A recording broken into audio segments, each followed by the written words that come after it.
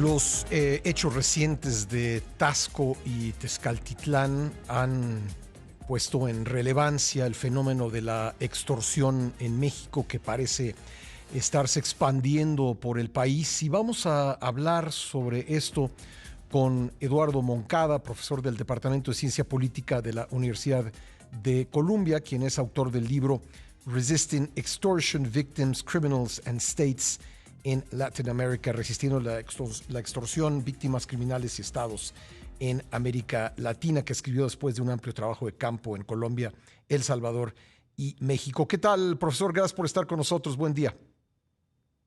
Buen día, gracias a usted por tenerme. ¿Cuáles son las razones de la extorsión o cuáles son los fenómenos que dan lugar a que la extorsión se vuelva un problema nacional? Pues me parece que hay varios factores asociados con la extorsión. El primero, yo diría, sería la capacidad del Estado en proveer seguridad. Históricamente hemos encontrado que donde el Estado no tiene la capacidad institucional para proveer la seguridad a la sociedad, actores como el crimen organizado llenan ese vacío, ¿no? ¿Y a qué me refiero cuando digo capacidad estatal? Estamos hablando de la presencia institucional en el territorio, el nivel de recursos financieros con los cuales cuenta la policía, el sistema judicial. Cuando el Estado no puede cumplir con ese requisito básico de proveer un Estado de Derecho robusto por falta de presencia o recursos, esto resulta en un vacío. Y como sociedad siempre hemos necesitado algún mecanismo para resolver estos conflictos que tenemos en la sociedad, alguna autoridad a la cual podemos acudir. Y si el Estado no está presente o sabemos que no puede responder a esa necesidad, lo más racional es buscar otra autoridad a la cual podemos acudir. Y en partes de México, como en partes de América Latina, donde he estado haciendo investigaciones, esta otra autoridad es el crimen organizado, porque tiene a su disposición poder coercivo con el cual puede imponer una forma de orden en el ámbito que controla. Uh-huh. Muchas veces hemos escuchado en México al reportero estas historias que todo comienza con un ofrecimiento de seguridad. Digamos que no es la extorsión tan directa, o es un prefacio de la extorsión cuando delincuentes llegan y venden al negocio, a la persona, a la vivienda, la garantía de seguridad. ¿Es siempre así o cómo se va manifestando este fenómeno? Sí, tiene está correcto aquí.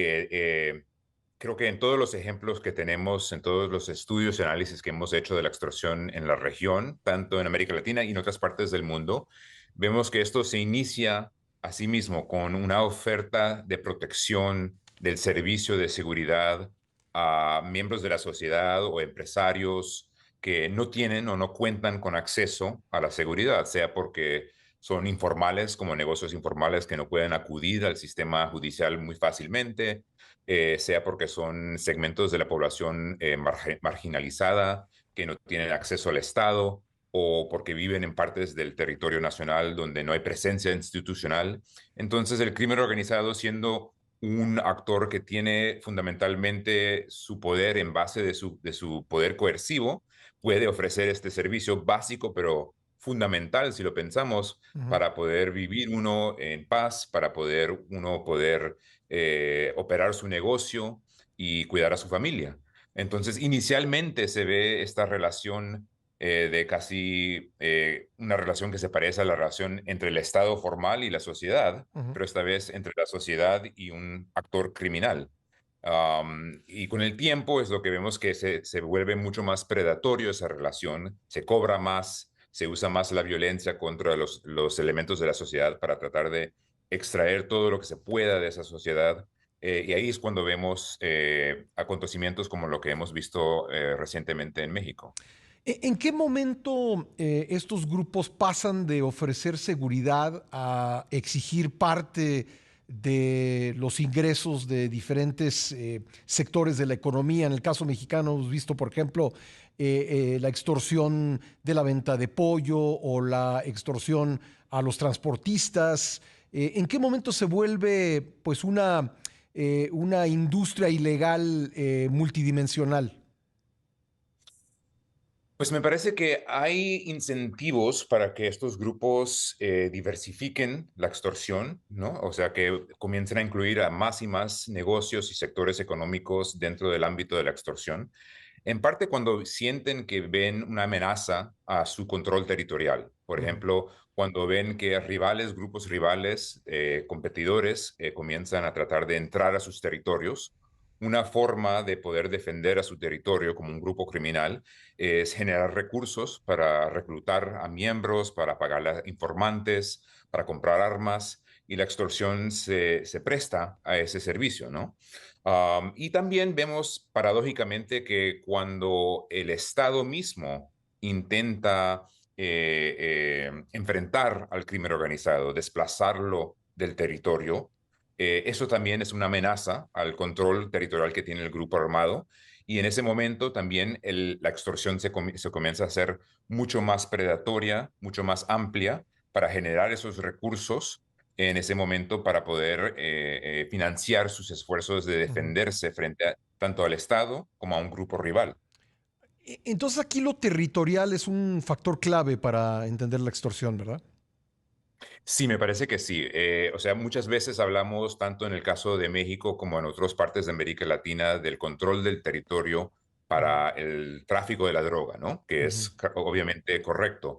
Pero me parece que también el control territorial se basa muchas veces en la extorsión. Si pensamos en qué es la extorsión, es una actividad, una práctica por la cual miembros de este grupo criminal comienzan a conocer a todo elemento de la sociedad, dentro, todo elemento de la población dentro de su territorio, qué tantos recursos generan los negocios locales, con qué recursos cuentan los hogares en el territorio. Tener toda esa información es tanto una ayuda para ellos poder precisar cuánto van a extorsionar, pero también tener un mapeo muy detallado de quién es parte de la comunidad en la cual ellos están operando, con quién pueden tener confianza, quién puede ser un informante o quiénes tal vez pueden reportarlos a las autoridades o a un grupo rival también. Todo eso hace parte del ujú. control territorial que estos grupos pueden ejercer. Un grupo de narcotráfico, es una doble pregunta, un grupo de narcotraficantes tiende a volverse extorsionador, es una derivación natural y común. ¿Y en qué momento el negocio de la droga pues deja de ser la actividad fundamental de estos grupos? Sí. Creo que sí hemos visto que los grupos que denominamos carteles, ¿no? En América Latina, que se dedican principalmente al narcotráfico durante el siglo XXI, han evolucionado mucho, han diversificado sus portafolios y hoy en día se encuentran participando en muchas diferentes economías, tantas ilícitas como lícitas, y como parte de esa diversificación del portafolio, la extorsión es un elemento clave para ellos. Entonces, en algunas formas creo que términos como cartel o grupo de narcotráfico no abarcan la totalidad de estos grupos hoy en día, la realidad en la cual están involucrados ellos. Tanto en México como en Colombia, como en El Salvador, como en otras partes de América Latina, donde tenemos grupos que participan en el narcotráfico, generan recursos del narcotráfico, pero también participan en cosas como la extorsión.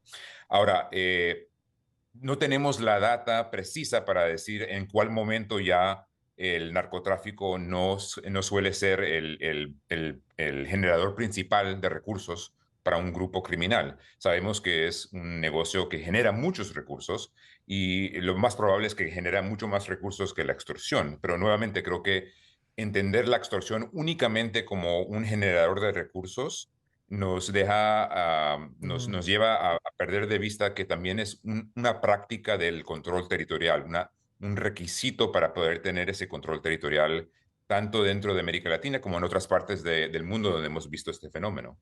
Pero llega algún momento en que dediquen menos tiempo o esfuerzos a la actividad de narcotráfico en vista de que la extorsión les permite ganar muchos recursos.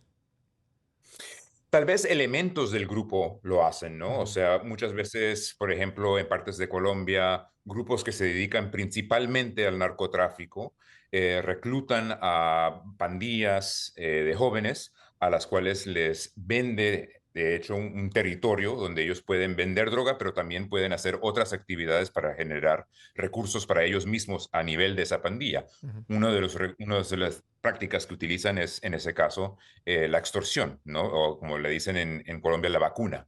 Entonces, creo que hay elementos o grupos dentro o unidades dentro de lo que podemos decir es un cartel que pueden tal vez enfocarse en la extorsión, pero son parte de una organización mucho más amplia, mucho más grande, Ujú. que en su naturaleza es dedicada principalmente al narcotráfico.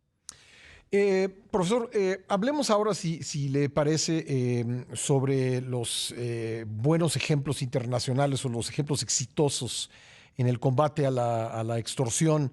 Se cita con frecuencia el caso italiano.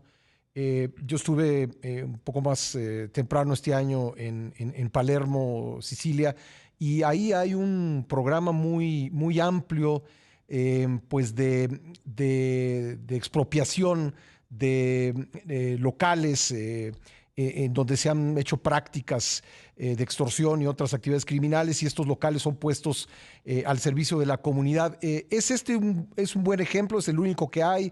¿Cuáles conoce?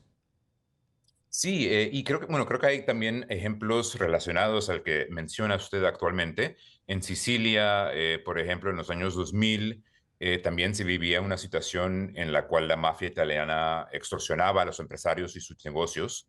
Y creo que fue en el año 2004 cuando se comenzaron a organizar los empresarios en partes de Sicilia como Palermo y otras ciudades, y colectivamente se negaron a seguir pagando la extorsión a la mafia. Ujú. Esto fue un movimiento que se llamaba Adiopiso o Adiós Piso, piso siendo la palabra o el término para el pago a la Siciliano, extorsión en que italiano, significa ¿no? pico, Sí, ¿no? sí, Según tengo entendido. exactamente. Sí.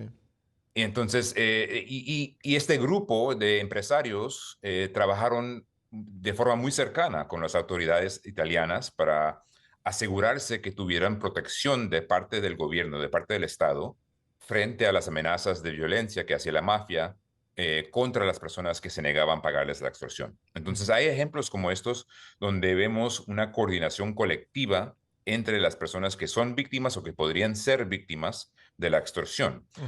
Ahora, sin embargo, me parece que también es importante resaltar que este es un ejemplo de cómo aminorar o acabar con la extorsión, pero que tal vez no sea factible completamente en todos los contextos donde Ujú. estamos hablando, Por ¿no? ejemplo, en En América contextos, Latina podría ser por que no. ejemplo, sí, Permítame, exacto. profesor, perdón que lo interrumpa, pero voy a tener que hacer Bueno, una pausa comercial obligada y no quisiera interrumpirlo en lo que está a punto de comentarnos. Si usted me puede esperar un par de minutos, regresamos de seguida.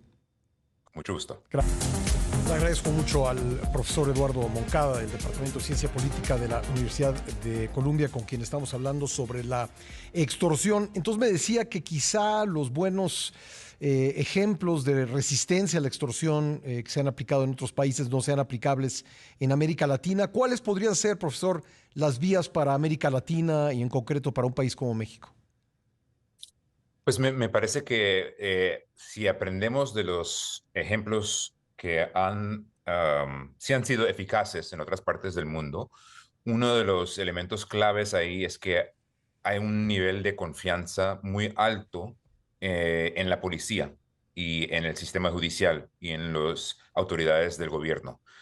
Ese fue el caso en el caso italiano. Y hay creo que también ejemplos en el caso mexicano. Hemos visto en algunos momentos, por ejemplo, hace años en Ciudad Juárez, en el estado de Chihuahua, grandes empresarios también se juntaron, trabajaron colectivamente con elementos del gobierno municipal, estatal y federal para combatir a la extorsión y la violencia relacionada a la extorsión. Pero son momentos en los cuales hay que ver una cercanía entre la sociedad, entre los actores que pueden ser víctimas o son víctimas de la extorsión y elementos del gobierno. Y en el caso mexicano, tanto como en otros casos en América Latina, donde hay niveles de desconfianza muy alta en las autoridades, particularmente la policía, ese es uno de los retos principales creo que enfrentamos en este Por ahí momento. habría que comenzar entonces por recuperar la confianza en la policía. Por último, profesor, ¿le sorprendió, supongo que ya está enterado de lo que pasó el viernes pasado en un poblado del Estado de México, donde la gente se rebeló en contra de los extorsionadores y los mató? Eh, ¿Qué evaluación hace usted de ese caso?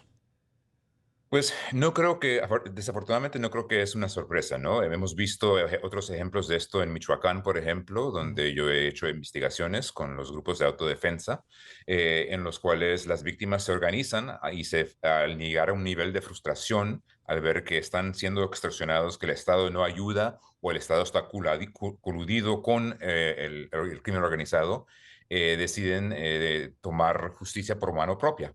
Desafortunadamente creo que lo que también vemos es que en estas instancias no es una sola solución de largo plazo, ¿no? ujú. Es algo muy de corto plazo y también puede contribuir a la violencia con las represalias de los grupos de crimen organizado y con los esfuerzos de ahí de defenderse los mismos ciudadanos también utilizando la violencia Ujú. fuera del marco legal. Entonces no creo que es una situación sostenible para el largo Sí. plazo. Y luego, luego ha derivado en el caso de Michoacán, Guerrero y otros lugares en que estos grupos de autodefensa se vuelven ellos mismos criminales, ¿no?